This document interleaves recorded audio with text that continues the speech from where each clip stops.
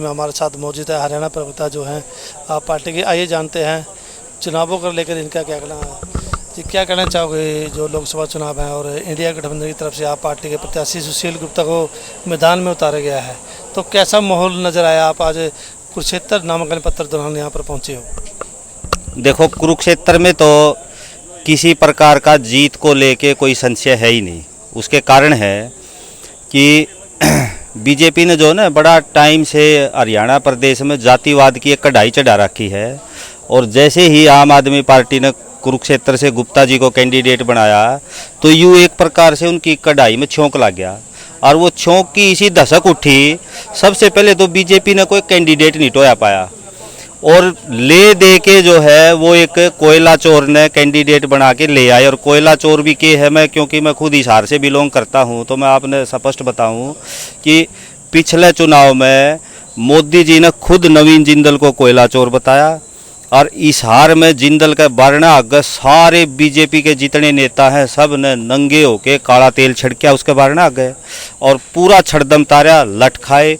और उसके बावजूद आप ये देखो जनता के साथ कितना विश्वासघात प्रधानमंत्री जी ने किया है कि उसी कोयला चोर को कुरुक्षेत्र के धर्म जो नगरी है, धर्म के लिए कुरुक्षेत्र प्रसिद्ध है, उसी धर्म के स्थान पे कितना बड़ा अधर्म किया है कि उस कोयला चोर से 195 करोड़ रुपये देके और जनता को ये जो कैंडिडेट दिया है ये खुद बीजेपी वाले ही नहीं सहन कर रहे।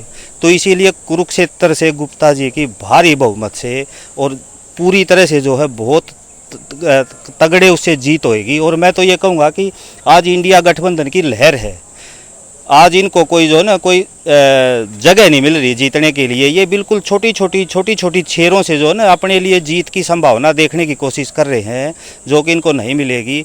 और आज 10 की 10 नहीं, इंडिया गठबंधन प्रदेश में 11 की 11 सीट जीतेगा, और 11वीं सीट में वो कह रहा हूँ कि नायब सैनी भी चुनाव हारेगा। जिस तरह से देखेंगे चुनावों के दौरान जो आप पार्टी के दिल्ली के जो नेता थे उन्हें अंदर कर दिया गया, इस पर क्या कहना चाहोगे? देखो, जो क्रांतिकारी होते हैं जेल उनका एक प्रकार से घर होता है, और आज मैं इसलिए कहूँगा कि ये जो जेल के अंदर जो किया है ना, ये तो बिल्कुल सारा देश का है कि भाई साजिश है। साजिश क्यों है? क्योंकि आज आप देखो जो शराब घोटाला, जिसने घोटाला जो कह रहे हैं वो आज शामी आ लिया जनता के कि भाई ये तो सारा सब कुछ बीजेपी का रचा धरा खेल था।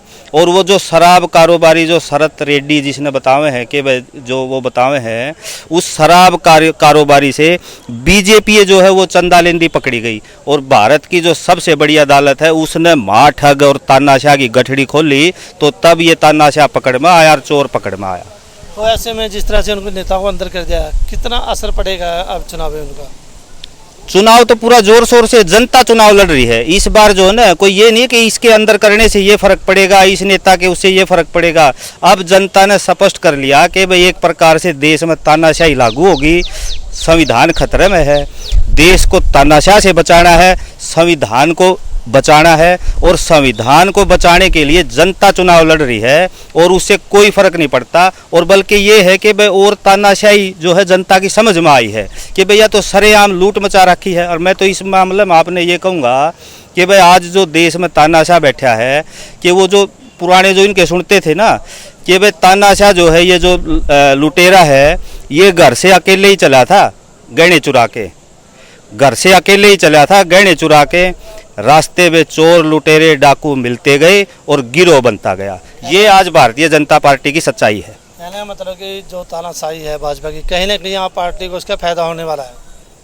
नहीं, आप पार्टी ही नहीं पूरे इंडिया गठबंधन को उसको फायदा होने वाला है। और ये फायदा पिछले 2 चरण के चुनाव में पूरे देश ने देख भी लिया, और जिस प्रकार से भारतीय जनता पार्टी के नेताओं के और खुद प्रधानमंत्री के, और आज वो देखो ना कितनी छोटी छोटी बातों पर उतर के आगे, मंगलसूत्र की बात, ये फलां की बात, 2 भैंस हैं तो एक भैंस फलाना छीन लेगा, ये कोई प्रधानमंत्री के लेवल की बातें थोड़ा ही है। देखो ना देश की राजनीति के सत्र को कहाँ पे लेके आगे, ये बड़ा दुख होता है। और आज 10 साल राज करने के बाद प्रदेश की सरकार और हिंदुस्तान की सरकार के प्रधानमंत्री के पास 2 काम ऐसे नहीं है जिसको बता के वोट मांग सकें वो। और एक तरफ आम आदमी पार्टी की सरकारें हैं, आम आदमी पार्टी के नेता हैं जो सरेआम ये कह सकते हैं कि वह काम करे हैं तो वोट देना, नहीं तो मत देना, स्कूल बनाए हैं तो वोट देना, मोहल्ला क्लिनिक बनाए हैं तो वोट देना, महिलाओं को फ्री बस यात्रा दी है तो वोट देना, बुजुर्गों को तीर्थ यात्रा करवाई है तो वोट देना, जो वायदे किए थे वो पूरे किए हैं तो वोट देना, नहीं तो मत देना।